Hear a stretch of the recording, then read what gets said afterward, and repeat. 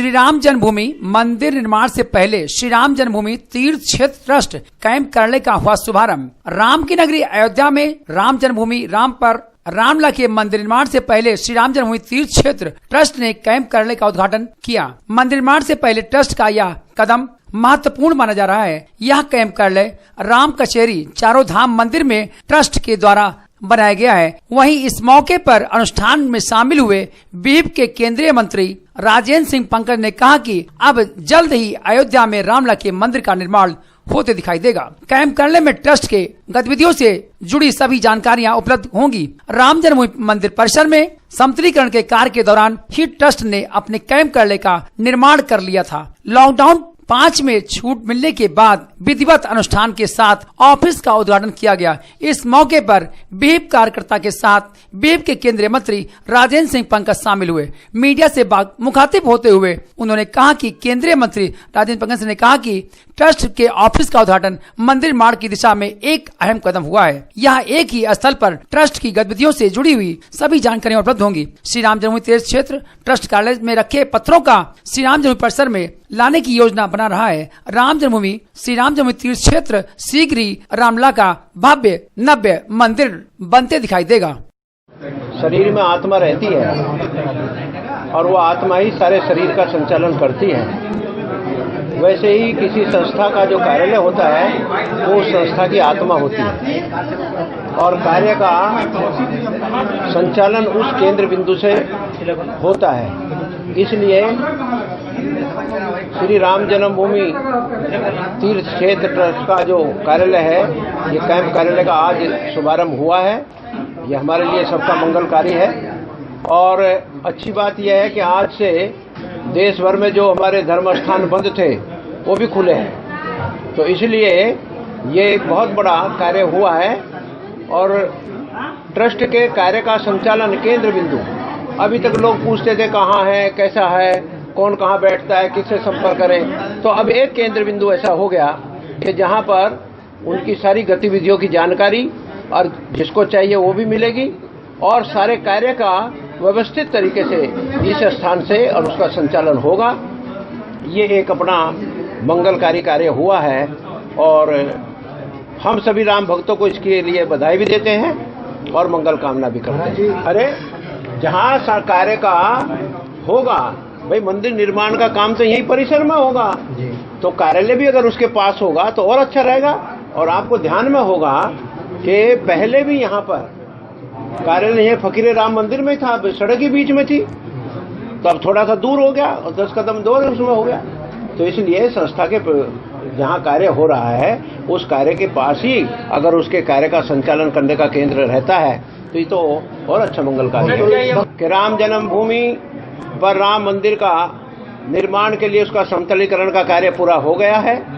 कंपनियां आ गई हैं, सब अपने अपने कार्य का संचालन करने के लिए अपनी भाव भूमिका तैयार कर रही हैं। पत्थर किस मार्ग से जाएगा, कैसे जाएगा, कहाँ जाएगा, वो सारा तैयारी हो रही है और निकट भविष्य में ही चंद दिनों में ही हम लोगों को और वहाँ पर काम होता हुआ दिखाई देगा।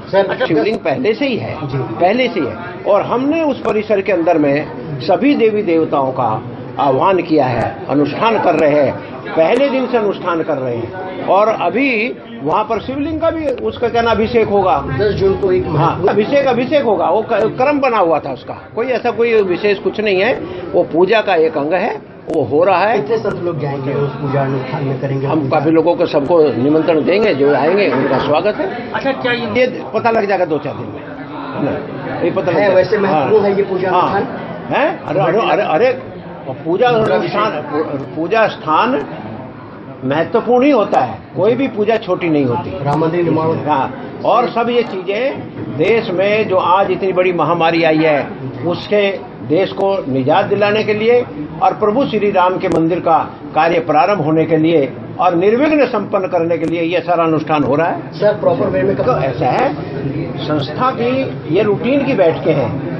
कोई भी काम कुछ प्रारंभ होगा तो 10 लोग आपस में बैठकर सहमति बनाएंगे कि नहीं बनाएंगे, तो वही आपसी सहमति, सारी जानकारी और आगे का रूट्स तय करने के लिए बैठते हैं। देखिए मैं यहाँ पर स्थापित कर रहा हूँ, श्री राम जन्मभूमि के पास खड़ा हूँ। यहाँ पर अगर हम बताएंगे आपको, कैंप कार्यालय श्री राम जन्मभूमि का कचेरी का आज यहाँ पर आरम्भ हो चुका है। यहाँ पर जिस तरह से आपने देखा होगा, प्रभु श्री राम यहाँ पर बैठे हुए हैं बाल स्वरूप में, और आज यहाँ पर जो यहाँ पर बना हुआ है कैंप कार्यालय, इसका आज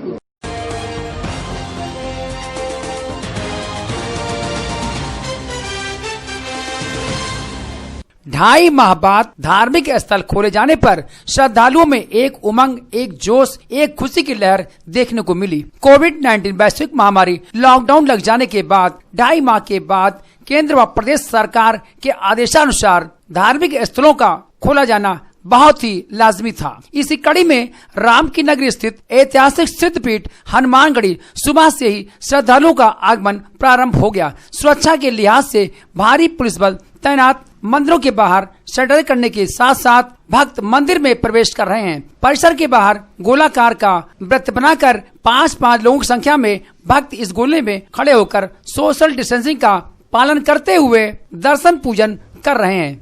खुशी है, हर्ष भी है कि लगातार हमको लगता है कि 2.5 महीने तक भक्त दर्शन पूजन नहीं कर पाए थे। मंदिर तो कपाट खुला ही था, लेकिन हम लोगों ने आपके ही माध्यम से, सोशल के माध्यम से, दूर संचार के माध्यम से, मोबाइल के माध्यम से भक्तों से निवेदन करते रहते थे, आह्वान करते रहते थे कि भक्त अपने अपने घरों में ही रहें, घर से ही भगवान को याद करें, परमात्मा को याद करें। लेकिन आज अपार खुशी कि आज से भक्तों के लिए दर्शन की अनुमति प्रदान हुआ है। सोशल डिस्टेंस का पालन करेंगे, गोले बनाए गए हैं एवं जो भी भक्त आएंगे सैनिटाइज करके आएंगे, हाथ और मुंह में मास्क लगाए रहेंगे। अंदर जो एंट्री करेंगे 4 से 5 ही लोग हनुमान जी के सामने रहेंगे और दर्शन पूजन करेंगे और आगे बढ़ेंगे, कम समय का प्रयोग करेंगे। पुजारी जी से भी आग्रह है कि हर 4 घंटे पर पुजारी का शिफ्ट चेंज हो जाएगा। पुजारी भी भक्तों को रोली नहीं लगाएगा, दूर से ही उनको आशीर्वाद देगा और आगे बढ़ेगा। ऐसी योजना, ऐसी रचना है खुद सुरक्षित रहने का और भक्तों को सुरक्षित करने का। प्रसाद को लेकर के जिस तरह से यहाँ पर चल रहा है, इसमें क्या कहना आपका? मैं देखिए, प्रसाद के लिए मीटिंग जो आम व्यापारी है उनके साथ हो गई है। आज ताज़ा बनाएंगे, आज ताज़ा बनाने के बाद वो प्रसाद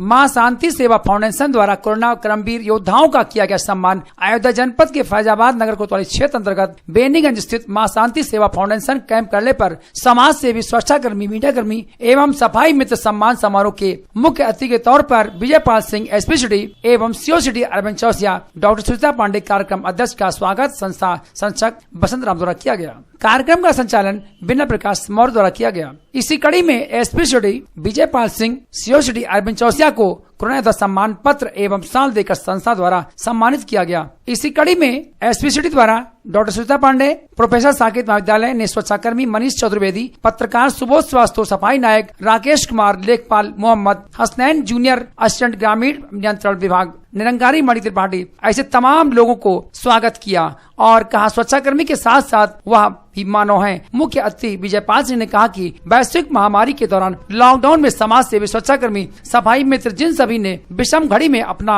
अमूल्य समय एवं योगदान दिया है। सीओ सिटी अरविंद चौरसिया ने कहा कि शहर के जनमानस एवं जनसेवा ने इस महामारी में प्रशासन का दिल में सहयोग करें।